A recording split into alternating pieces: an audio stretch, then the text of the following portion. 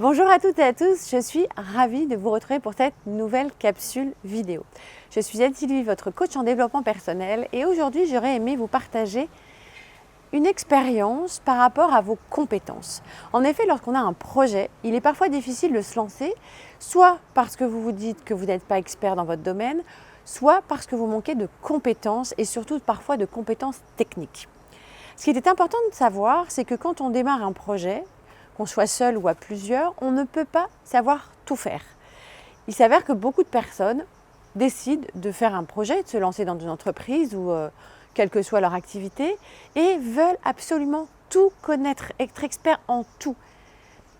Aujourd'hui, je ne connais pas grand monde qui puisse être capable de tout faire, la technique, le logistique, le commercial, la communication et plein de choses encore.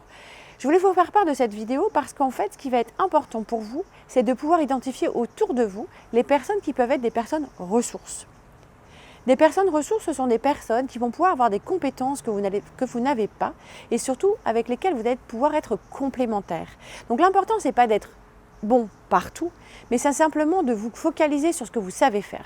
Parce que quand on essaie de tout faire, le problème, c'est qu'on perd du temps parce qu'à un moment donné, on va passer un temps fou, on va essayer d'être dans les détails parce que voilà, on va être pointilleux sur telle et telle chose et vous allez avoir une dépense d'énergie folle pour pouvoir tout faire alors qu'autour de vous, il y a peut-être des personnes qui pourront rapidement vous expliquer comment ça fonctionne ou encore pouvoir le faire à votre place. L'important, c'est vraiment d'identifier les personnes qui vont être des personnes compétentes et avec lesquelles vous allez pouvoir échanger votre expertise.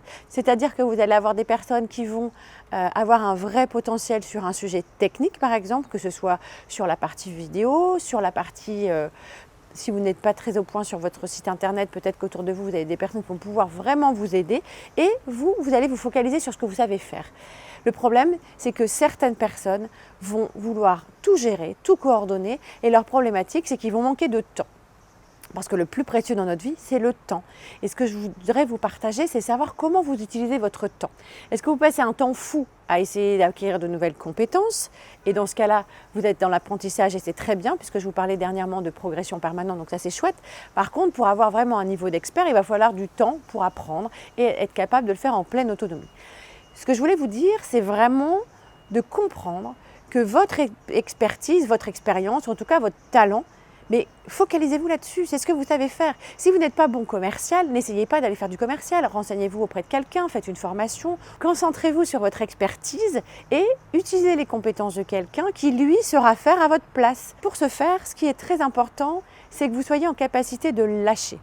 Parce que si vous voulez être dans le contrôle permanent, ça ne va pas fonctionner. Et on le voit parfois, j'explique aussi à mes étudiants, on le voit souvent quand on a des étudiants qui veulent faire des travaux en commun. La problématique à laquelle ils sont confrontés, c'est que, vous savez, vous avez un groupe de 5, il y en a 3 qui bossent, il y en a 2 qui bossent moyennement ou alors qui sont peut-être un petit peu moins motivés. Et vous en avez toujours un dans le groupe qui décide de récupérer toutes les infos et comme il trouve que ce n'est pas suffisamment bien fait, il refait tout. Et là, dans ce cas-là, vous perdez un temps fou parce que chacun a donné de son temps.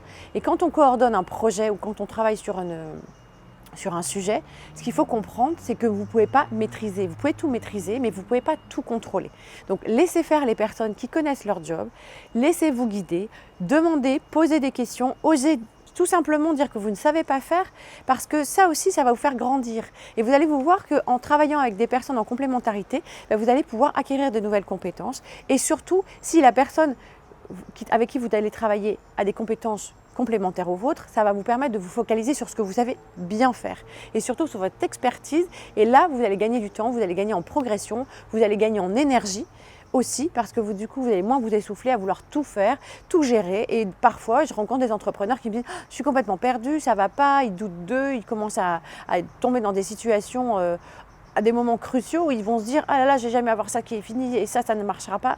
Ça ne marchera pas si vous dites que ça ne marchera pas. Donc si vous vous dites que ça va fonctionner, déjà ça va fonctionner, mais c'est surtout d'être en capacité d'identifier autour de vous les ressources et de pouvoir par exemple créer des partenariats ou en tout cas faire en sorte que votre projet puisse être l'addition de sommes de compétences, de personnes autour de vous qui vont vraiment vous permettre d'avancer.